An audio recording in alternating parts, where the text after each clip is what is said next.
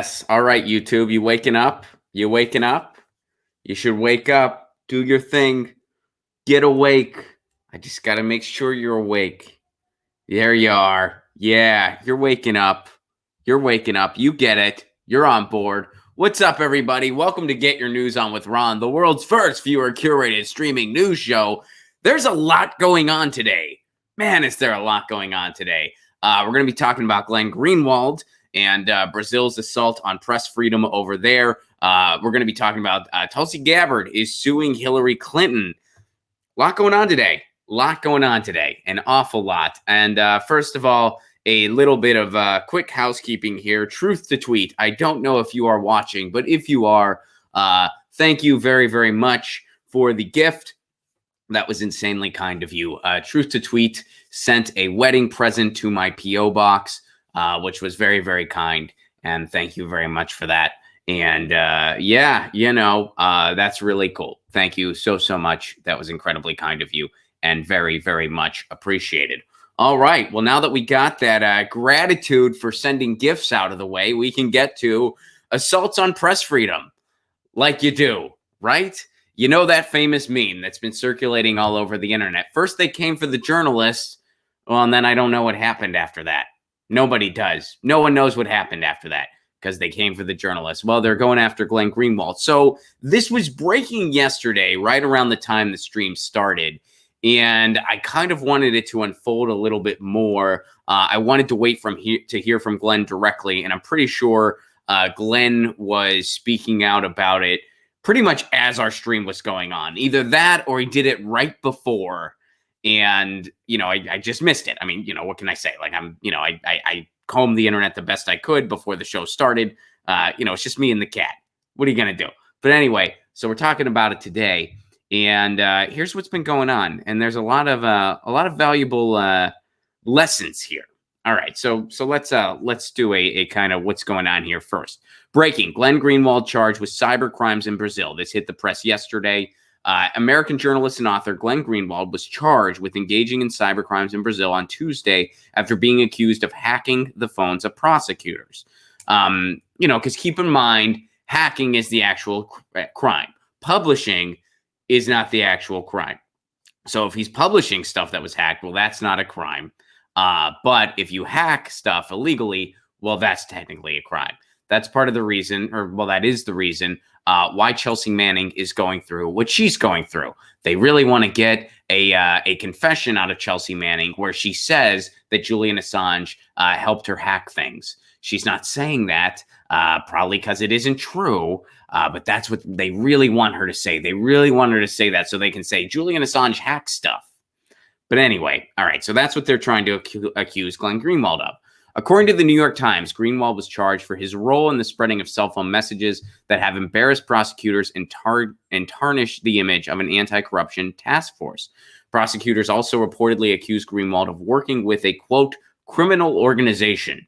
The charges appear to be a response to Greenwald's reports on Operation Car Watch, which revealed, as reported by The Intercept, serious ethical violations and legally prohibited collaboration between the judge and prosecutors who last year convicted and imprisoned former Brazilian President Luiz Inácio Lula da Silva on corruption charges, a conviction that resulted in Lula being barred from the 2018 presidential election. Now, a while back, I had heard about Operation Car Wash, which is called Lava Jato, is the name, and they masqueraded as an organization that was punishing corruption. They were exposing corruption, and these were some lawyers seeking the truth. They didn't have any political agenda. They were just lawyers seeking truth, and they were cracking down on financial corruption in Brazil.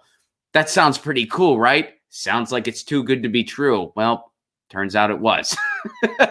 Turns out it was too good to be true. And what The Intercept revealed is that Lava Jato isn't what a lot of people thought they were. In fact, they were trying to, they had a political motive, and they were trying to get the right wing in power and oust the left wing. And they had some success in doing that. Lula wasn't able to participate in the presidential election. So they weren't who they said they were, basically. And yeah, that's So that's what The Intercept exposed. And of course, anything positive I've ever said about Lava Jato, I retract fully and wholeheartedly. They weren't who I initially thought they were. So that's what this refers to. The Intercept did a deep dive into this and said, "Oh, this isn't just a bunch of lawyers seeking justice and truth. This is kind of a right-wing agenda. They're heavily involved, and they're not really doing this ethically or properly at all. It turns out they're pulling the wool over people's eyes." All right, so that's what this refers to. The former Guardian columnist who now writes for The Intercept was famously the man who NSA whistleblower Edward Snowden initially contacted. Journalists and Brazilian public figures condemned authorities for the charges. Brazilian prosecutor's office indicates journalist Glenn Greenwald for connection with hackers who broke into authority cell phones. This is how, this is a tweet from Maya Alberti. "This is how Brazil anti-corruption government deals with corruption, jails the journalists who discovered it instead of the offenders." That's powerful. Jails the journalists who uncovered it instead of the offenders. Now, here's some more of the response that we've seen so far. And this is from The Intercept itself. The Intercept has summarized some of the response that we're seeing. Let's go to that now. And then we're also going to go to see what Glenn said directly. And what others have said directly. Lawmakers speak out in support of Glenn Greenwald and press freedom. On Tuesday, Brazilian prosecutors filed a complaint. All right, so we covered that. Here's what happened. The Intercept and Greenwald denounced the complaint today, as did a number of members of Congress from both sides of the aisle, citing concerns over press freedom. Representative Ro Khanna of California said in a tweet, "Prosecuting reporters for doing their work will have a chilling effect on journalism across the world," adding that he's crafting legislation to protect journalists from being prosecuted under the Espionage Act, a 1917 anti-spying law that has been used recently against alleged journalistic sources and to indict Julian Assange. "Our team's goal is to amend the Espionage Act so that it cannot be used to prosecute journalists that simply publish information that's provided to them," his office added in an emailed statement. "The strength of our country and democracy is its free and open press that we must protect. We hope to introduce the bill in the next 3 months and make it bipartisan, but we're taking our time and working with experts at the ACLU, Columbia's Columbia's Knight First Amendment Institute, and Reporters Committee for Freedom of the Press. No journalist," now Ron Wyden of Oregon said this, "no journalist should face prosecution for reporting critical facts about the government or politicians." Sherrod Brown of Ohio said this, "It's troubling that McConnell wants to keep you guys out of the hallways too." And he was referring to the crackdown on Capitol Hill press corps for the impeachment trial of Donald J. Trump, which continued today. It's all the same kind of view of the world. All right, that seems kind of like the weaker take of the three. You're not really looking at the big issue. You're just applying it to the impeachment trial. But still, you know, a nice sentiment in theory. When asked if it was concerning, Republican Senator James Lankford of Oklahoma replied, "Always. I've not been able to follow up with the final details on that, but yes, we're always trying to pay attention to that." When asked about the criminal complaint, Senator Brian Schatz, a Democrat of Hawaii, said he hadn't seen the news and didn't know enough to comment on the issue. All right. Well, any charges relating to reporting and free press have been very critically and skeptically scrutinized, said Senator Richard Blumenthal, a Democrat of Connecticut. Okay. So that's been some of the response here. And let's see. Here's a segment from Democracy Now!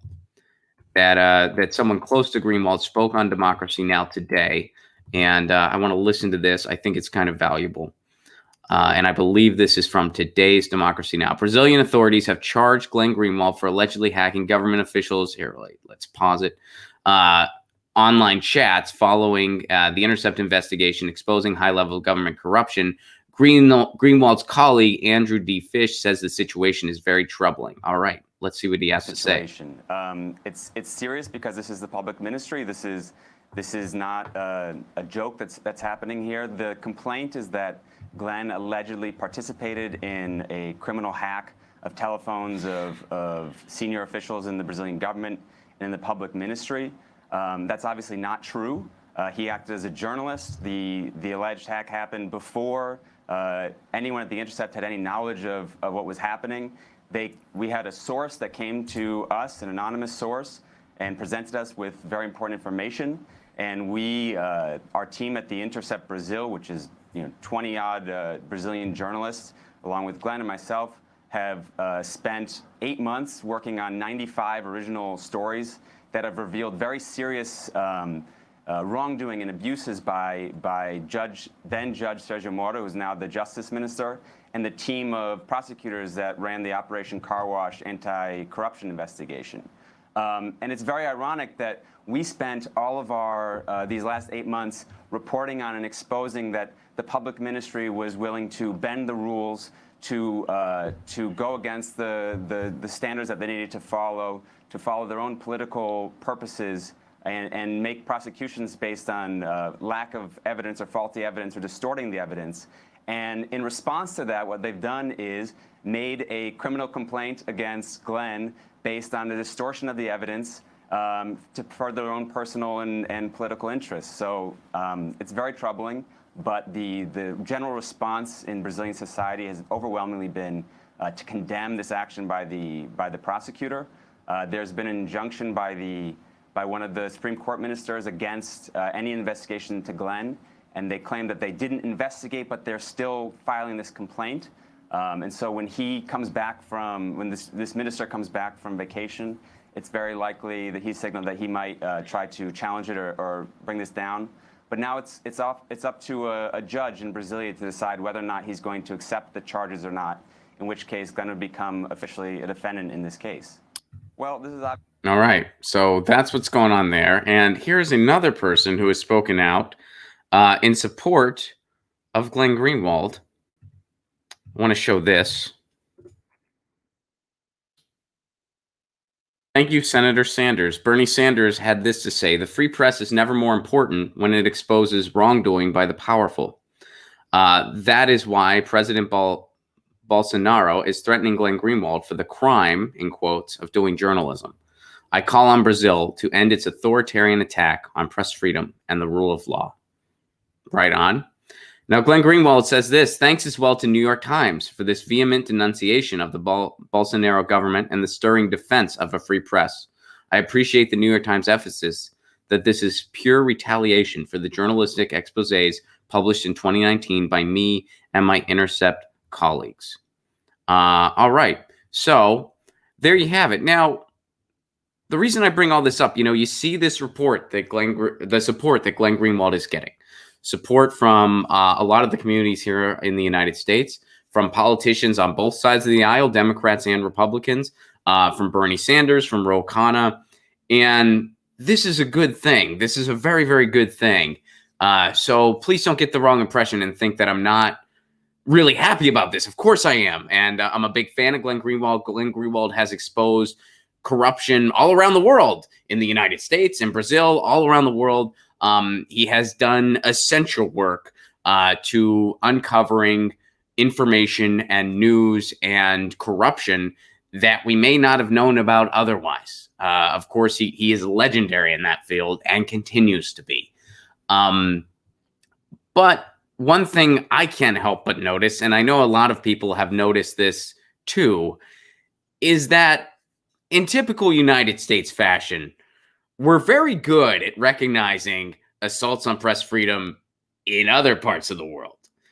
But when we're doing it, then we might not notice it as much. And the parallel I'm drawing here is that I hope all of these, all of these people singing the choruses of this assault on press freedom, which it certainly is, will also take it a step further and recognize the need to defend Julian Assange as well. And I'm not the first person to draw this parallel. Caitlin Johnstone wrote a piece likening what Julian Assange is going through to what Glenn Greenwald is going through now. Both are total assaults on press freedom. But, you can't help but notice in our political sphere, there's a little bit of selective outrage going on here when it's another country doing it versus when we're doing it. And I hope, I really hope that some people make those connections, people in power make those connections, and we start to see a change in the conversation around Julian Assange. The only 2020 contender, to my knowledge, that has addressed Julian Assange directly is Tulsi Gabbard, and she's spoken in favor of Julian Assange, which is good, Bernie Sanders has spoken out about the Espionage Act. He says that no journalist or publisher should ever be punished in regards to the Espionage Act, and he wants to change it. Ro Khanna has spoken about that as well. They're working on changing it, and who can be prosecuted under it. That's good. That's really good. And I hope that Bernie eventually takes it a step further and addresses Julian Assange. I really hope he does that. And we'll see. But him coming out against the Espionage Act, that's very good. That's a very big deal. Tulsi Gabbard speaking in favor of Assange, that's very good. That's a very big deal. There's a lot of people running for office in 2020, a lot of people running for who completely get that wrong, completely get it wrong on Julian Assange. And I'd be curious what they'll say about Glenn Greenwald, if anything. So, I guess time will tell. We will see. But here is another person who made that connection. I mentioned that Caitlin Johnstone made that connection. Well, here is someone else who did, Jill Stein. So let's go to Jill Stein's Twitter. And now we're also going to hear from Glenn directly as well. Here's what Jill Stein tweeted. And then I want to watch this from Glenn Greenwald. This is Glenn addressing it himself, which is what I was waiting for. So, we're going to watch this. But here's what Dr. Jill Stein tweeted. Time for all of us to set aside political differences and defend Glenn Greenwald from the fascist Bolsonaro regime.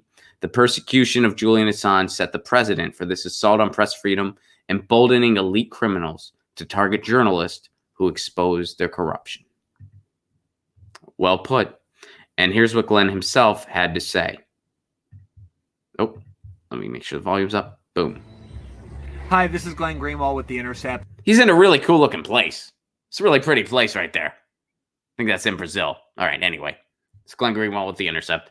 And by now, you've probably heard the news that there has been a criminal charge brought against me by the Bolsonaro government in retaliation for the series of journalistic exposés we've been publishing and reporting since last June, showing high-level corruption in the Bolsonaro government, in particular by his Minister of Justice and Public Security, Sergio Moro. A few facts about this criminal charge.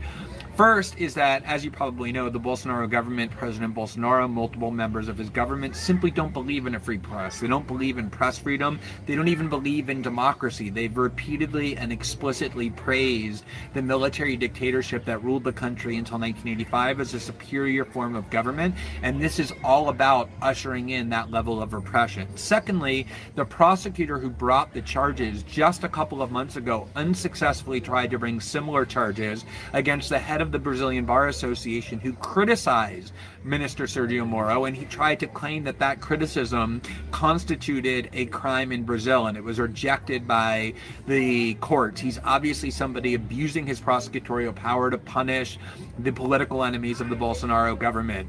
Third, the federal police conducted a comprehensive investigation of our reporting, of our sources, and concluded in a report published just a couple of months ago that everything shows that I never committed any crime. Much to the contrary, I always exercised what they called the highest level of professionalism, caution, and responsibility in ensuring that I was doing my work as a journalist and never got anywhere near a crime. We're going to defend a free press like we always have. We're not going to be intimidated by the Bolsonaro government. I'm continuing right this very minute to work on our next series of stories. This is an attack on Brazilian democracy. And there you go. This is an attack on Brazilian democracy. I believe Glenn Greenwald.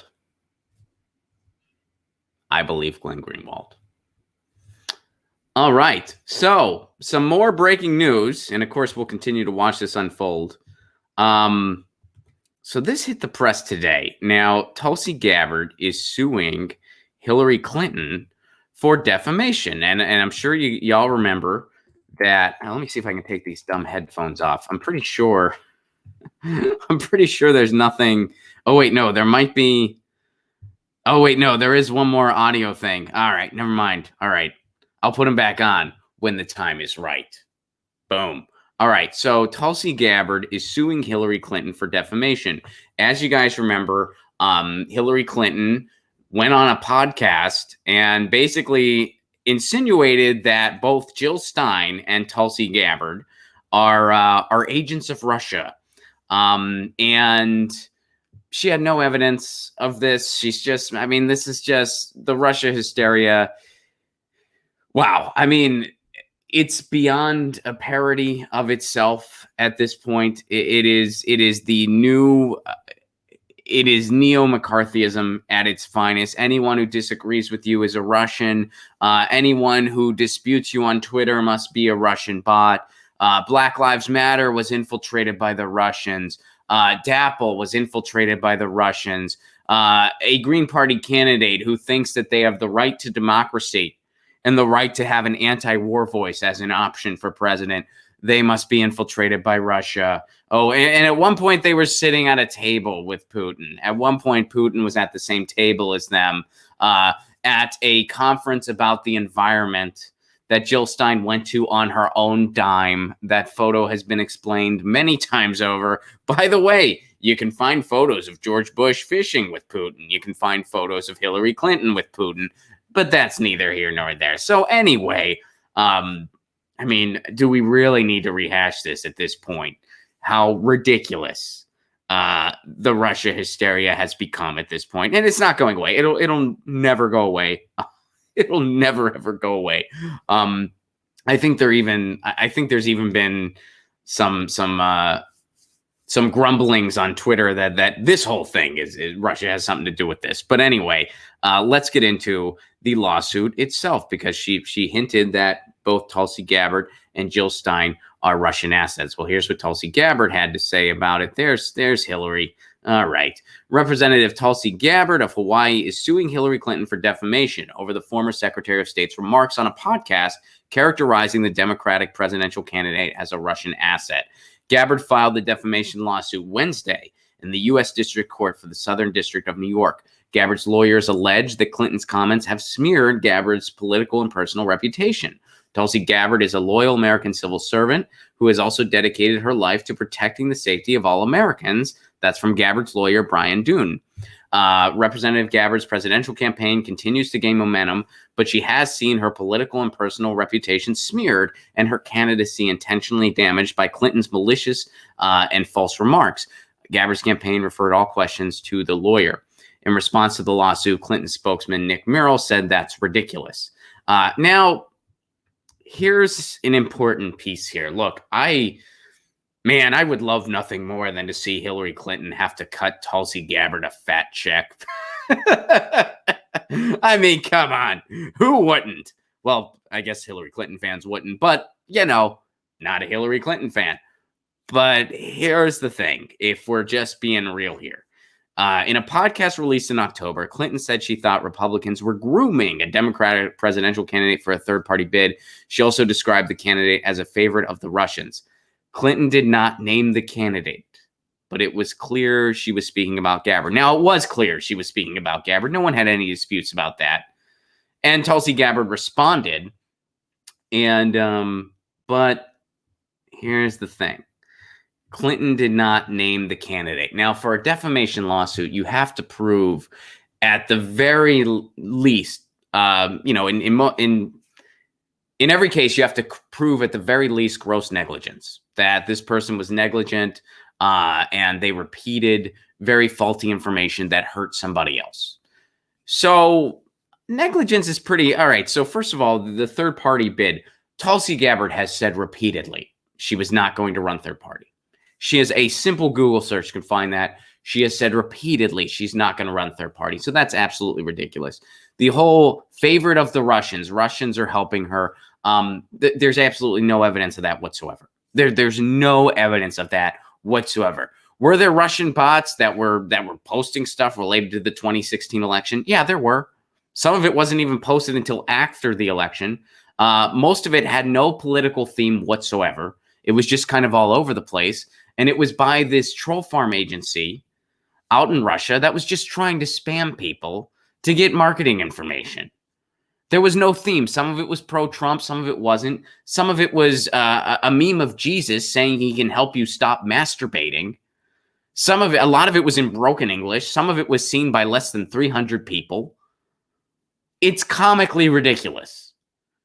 And then on Google ads, they spent a total of $1,400 in the 2016 campaign. I mean, it doesn't even I've made this analogy before. It's the Russia hysteria. It is like the establishment left, and notice I'm not saying the left, I'm saying the establishment left, two very different things. It's the Democratic establishment, the establishment left's version of voter fraud. Meaning, is it something that has never, ever occurred? I suppose it isn't, but is it some pressing issue that should be front and center? Absolutely not. Has voter fraud happened where somebody votes as somebody else? I'm sure it has. In the history of our country, I'm sure it has happened. Is it a bad thing? Yeah, it's not a good thing. But is it some huge pressing issue that should be front and center? No. And if you want to talk about election integrity, there's a million more important things going on. People getting purged from the voter rolls, active voter suppression, gerrymandering, the Electoral College, super delegates, faulty software that can be hacked by a 10-year-old. In Los Angeles, we're moving on with software that hasn't even been approved yet. It's been faulty in tests. They're going to use it anyway. Ranked choice voting should be the law of the land everywhere. There's a million more important things when it comes to election integrity than the fact that every great now and again voter fraud occurs. Same thing here. Did some Russian bots spread some ridiculous memes? Yeah. Does it happen every election cycle? Yeah, probably. Did it really affect somebody's vote? I can't imagine how it could, but I suppose there may be someone somewhere who saw, well, gee, now that I saw rainbow abs Bernie, my mind is made up. I suppose I can't say without a doubt that's never happened, but is this some front and center pressing issue? No, it's ridiculous. It's theater. It's a distraction from what's really going on. So anyway, again, so negligence, getting back to this, negligence, pretty easy to prove. At the very least, negligence. Now, here's the issue as far as this lawsuit. Now, keep in mind, this is coming from me. I'm a guy. I took a law class in college, so I'm an expert. I took a law class in college.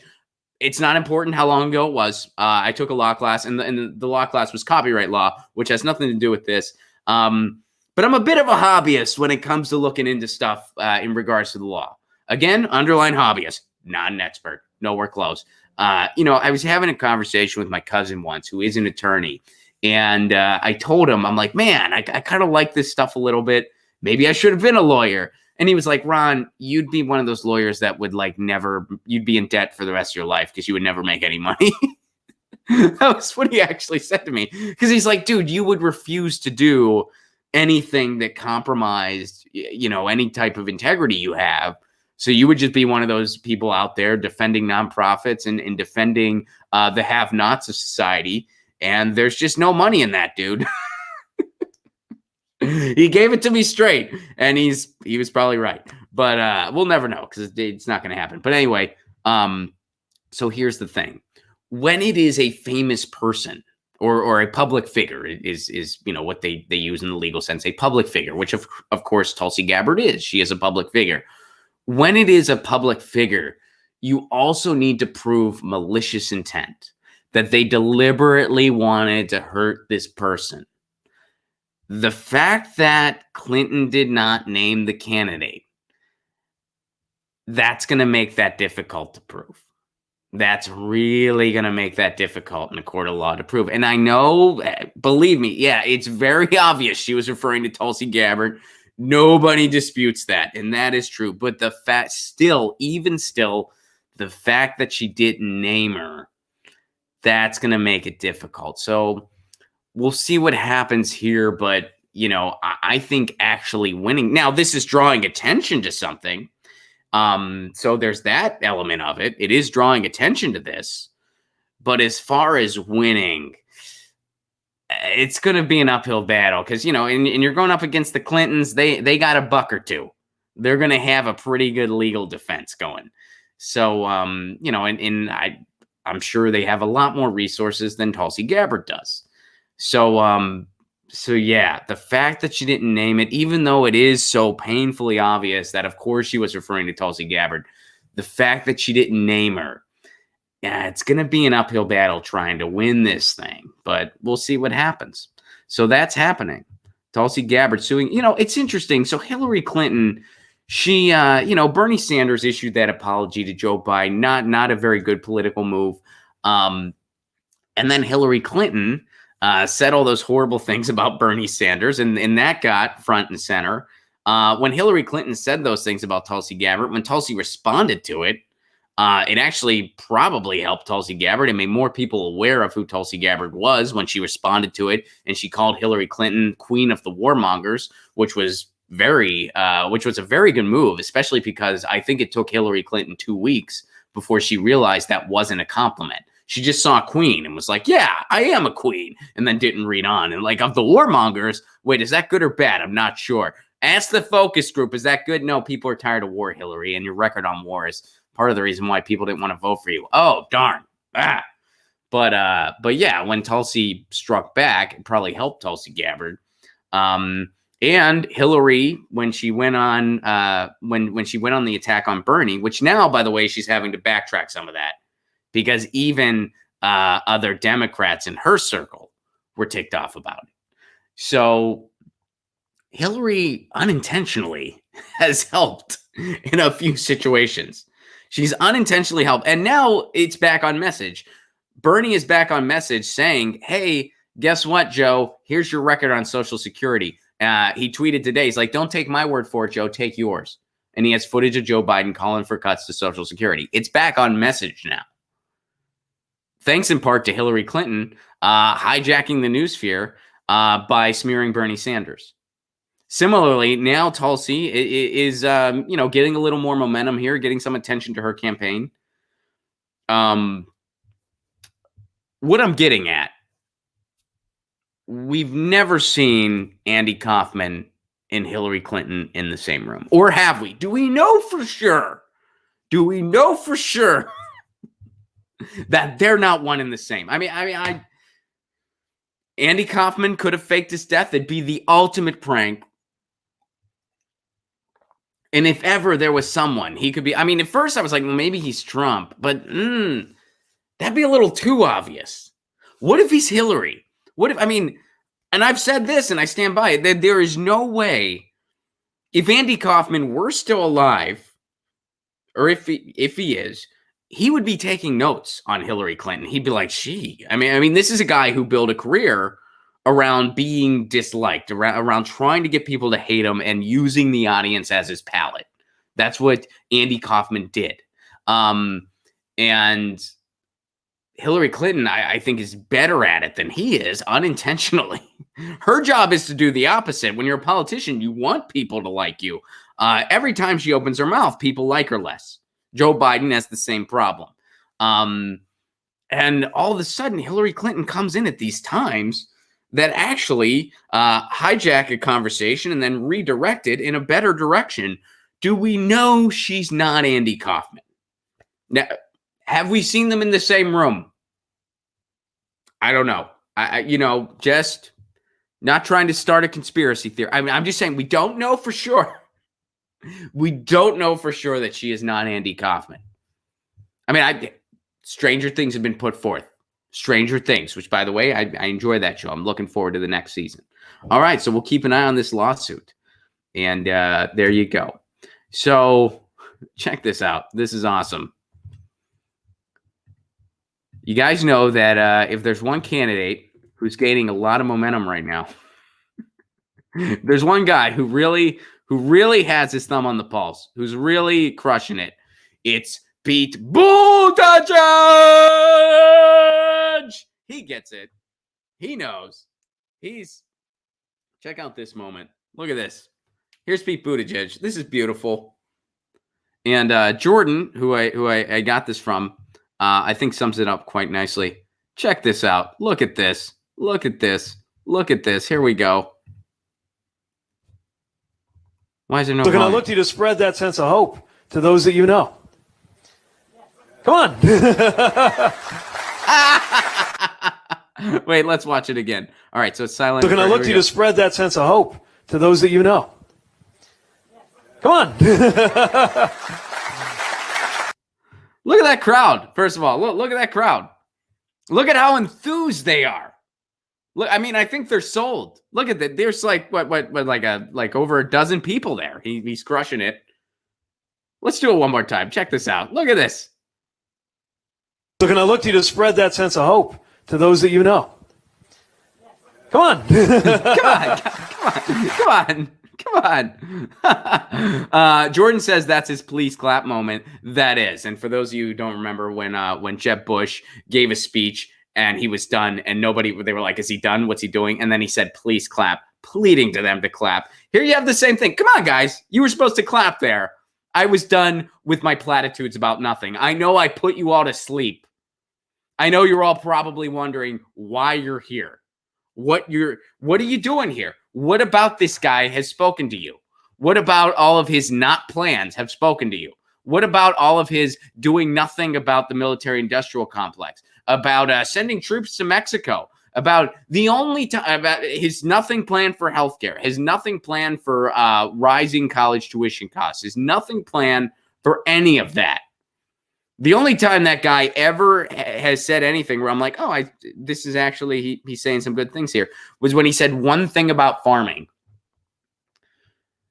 So, yeah. Come on, guys. Come on. Pete Buttigieg. There's something about Pete Buttigieg. He just seems like he should always have a lunchbox with him. You know what I mean? And it's not that he looks that terribly young. I mean, he looks his age. He's like 38. He looks like he's 38. You know, he's a good-looking dude, whatever. But there's just something about his demeanor. Like, he looks like he should always just be carrying a lunchbox. Like, he should always have it with him. He should look at it like, what did the CIA pack me today? Let's see. It's a platitude sandwich. Boy. All right. Pete Buttigieg having his please clap moment. All right. Wanted to share that with y'all. Now, Joe shares this.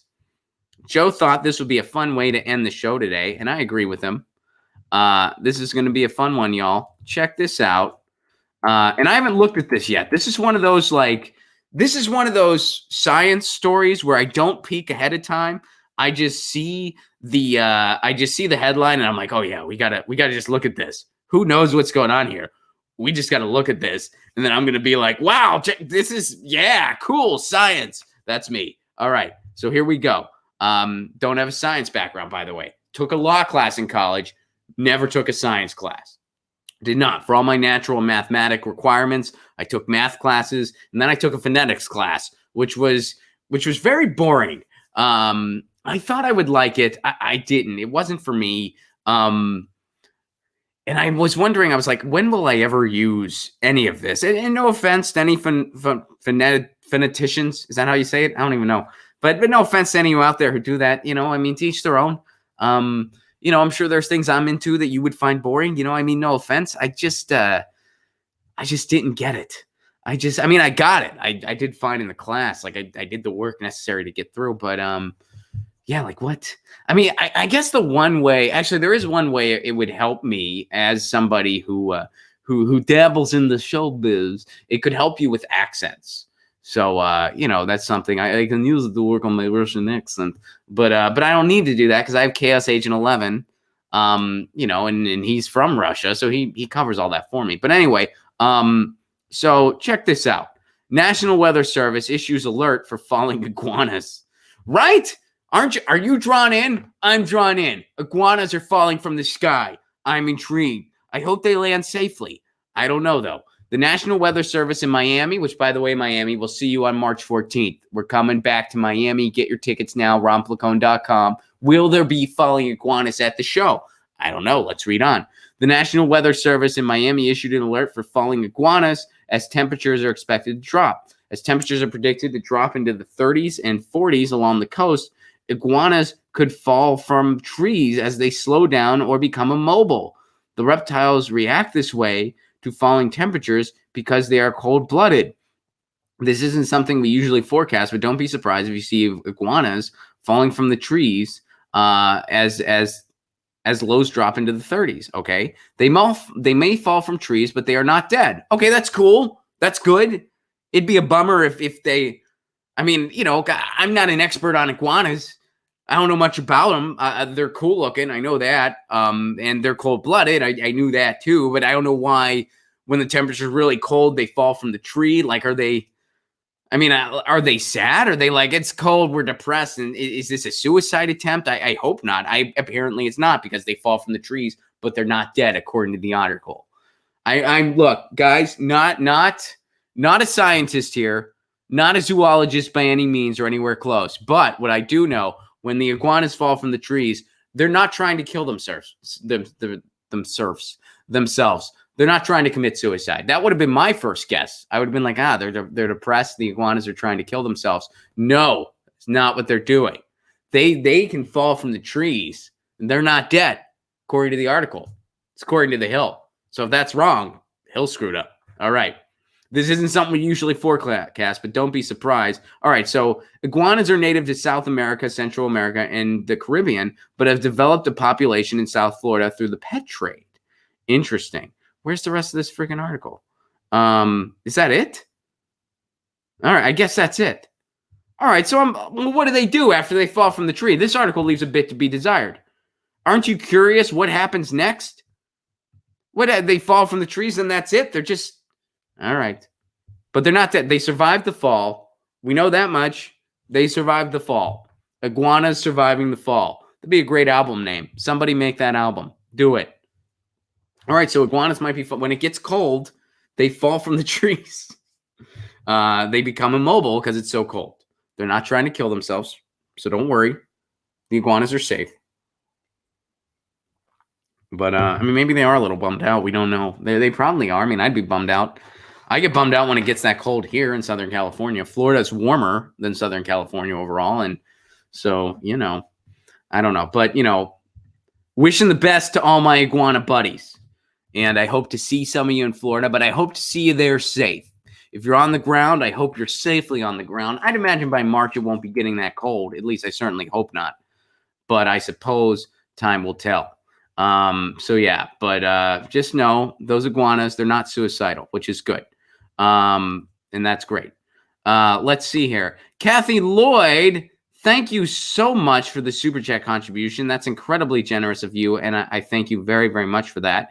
And you gave me a one of those pear birds on a dynamite. So that's actually a bird emoji, but it looks like a pear. And I like pears, and I like birds, so I'm cool with all that. And it's riding a dynamite. Very cool. Or no, it's a firecracker. Yeah, it's a firecracker because then it explodes into a firework. Thank you very much, Kathy Lloyd.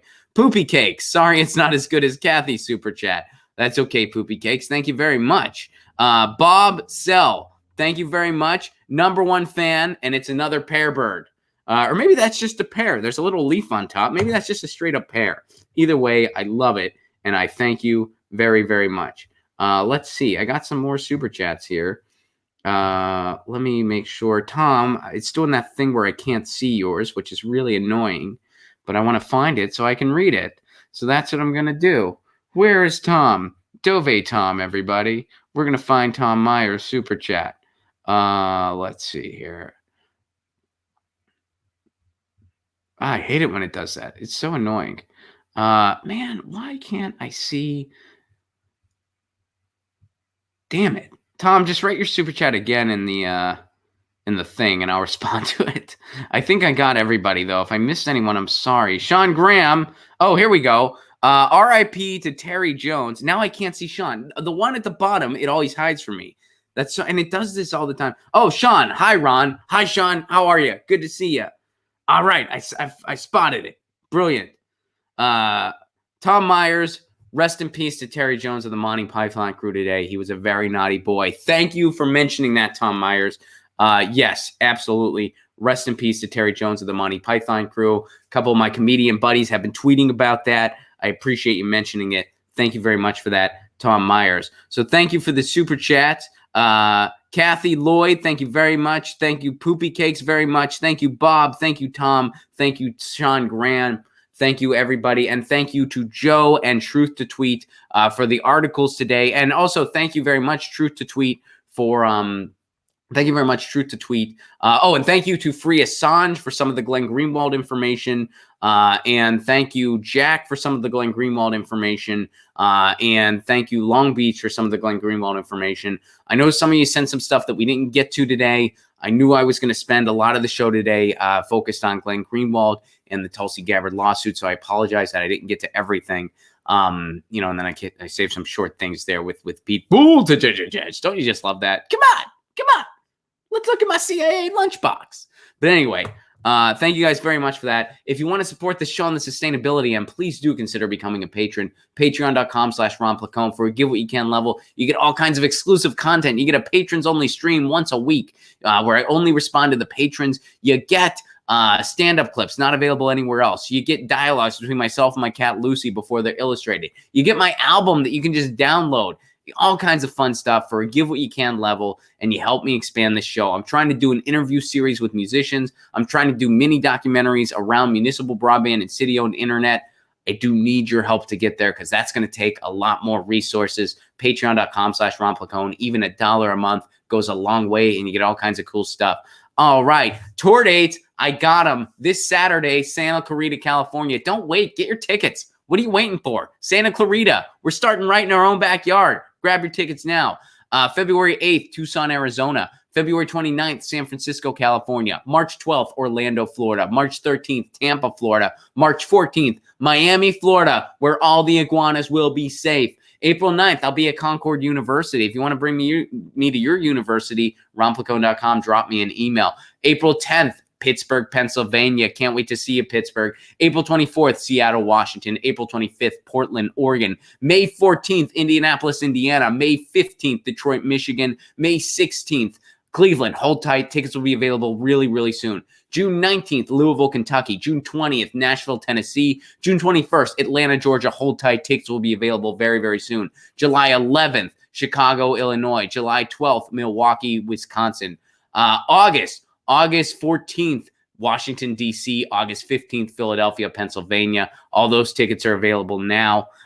September 10th, New York City. September 11th, Boston. September 12th, Portland, Maine. And September 13th, the show has just been confirmed. Tickets will be available today. Burlington, Vermont. Can't wait to see you September 13th, Burlington, Vermont. And man, if Bernie's around, hopefully he attends the show. We'll see. October 16th, Madison, Wisconsin. October 17th, Minneapolis, Minnesota. All those tickets are available now. RonPlacone.com for all those tickets. Come check it out. That's our tour. We're touring hard. We're touring heavy. Hope to see you on the road. And we'll be back tomorrow. In the meantime, you know the drill. Lucy says meow. I say peace. Peace.